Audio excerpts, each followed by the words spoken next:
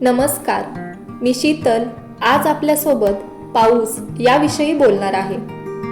पावसाळ्याला सर्व ऋतूंचा राजा म्हणतात. पाऊस आला की आकाशात ढगांचा वर्षाव होतो.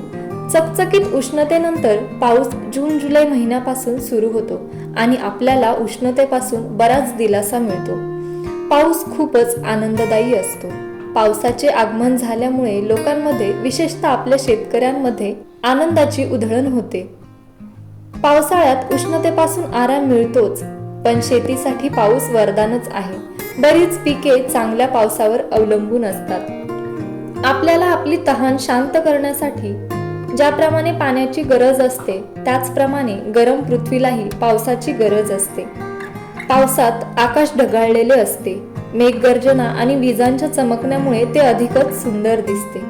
हिरवीगार पालवी पृथ्वीला हिरव्या मखमली सारखी दिसते. पुन्हा झाडांवर नवीन पाने येऊ लागतात. झाडे, वेली, डोंगर हिरवेगार दिसतात. पावसाला खरं तर शुभ हंगामच म्हणतात. आपल्याप्रमाणेच झाडे, पक्षी, प्राणी हे सर्व देखील त्याची आतुरतेने वाट पाहत असतात.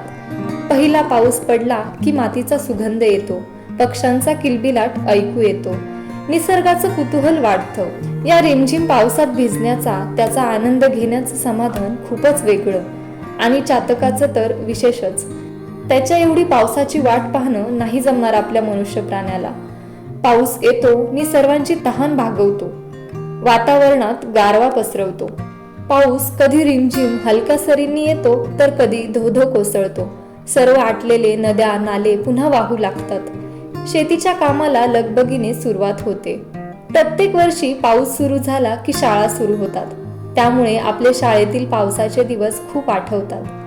पाऊस सुरू झाला की पावसाने वह्या पुस्तके भिजू नयेत म्हणून आपण काळजी घ्यायचो, पण स्वतः मात्र छत्री उघडत नसायचो. मनसोक्त भिजायचो सगळे. रस्त्यावर पाणी साचलेलं असायचं, त्यातून पाय आपटत चालायचो. पावसाचं पाणी मातीत मिसळलं की साचलेलं पाणी चहासारखं वाटायचं. खरंच आत्ताही त्या दिवसांच्या आठवणी खूप आनंद देतात. पाऊस असतोच असा. शांत बसून पावसात हरवलं की आठवणीत जाऊन सापडतो आपण.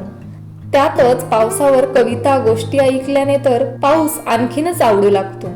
टीव्हीवरील कार्यक्रमाद्वारे काही वेळा पावसाचे चित्रण दाखवले जाते. त्यातून प्रत्येकालाच स्वतःचा पावसाबद्दलचा अनुभव आठवतो. सकाळ किंवा संध्याकाळचा पाऊस अनुभवताना गरमागरम चहा आणि गरमागरम भजी असेल तर पावसाची अनुभूतीच निराळी. पाऊस सुरू झाला की सर्वत्र विशिष्ट प्रकारचे चैतन्य पसरते. त्या चैतन्याने सर्व सजीव सृष्टी न्हाऊन निघते. पावसाचे महत्त्व अनन्यसाधारण आहे. पूर्ण पृथ्वीवर पाण्यामुळेच जीवन आहे. त्यामुळे पाण्याला पंचतत्वांपैकी सर्वात महत्त्वाचे समजले जाते. पृथ्वीवरील पाणीच पुन्हा प्रत्येक वर्षी पावसाच्या रूपाने ताजेतवाने होऊन परत पडत असते. पावसाने झाडे, प्राणी, पक्षी, आपण माणसं आनंदित होतो. भारतात तर पावसाला देवकृपा समजली जाते. आपल्या देशात शेती केली जात असल्यामुळे शेतीसाठी पावसाचे पाणी किती महत्त्वाचे आहे हे इथला प्रत्येक नागरिक जाणतो. पावसाने निसर्ग खुलतो. इंद्रधनुष्य बघायला मिळतो. सर्व ठिकाणी बेडूक ओरडतात. पाऊस आला की पक्षी आनंदाने किलबिलाट करत उडत असतात. मोर त्याचा पिसारा फुलून नाचू लागतो. पावसाच्या वेळी मातीचा सुगंध भरून वाहतो. प्रत्येकाचा पावसाचा अनुभव वेगळा असतो आणि आठवणीही वेगळ्या असतात.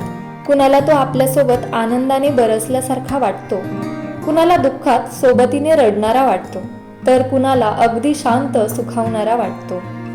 लहानांपासून मोठ्यापर्यंत सगळ्यांनाच पाऊस आवडतो. देवळाच्या कळसावर येणारा पाऊस सर्व देऊळ प्रसन्न करून देतो, नवा रंग देतो. तसंच तो प्रत्येकाचं मनही प्रसन्न करतो.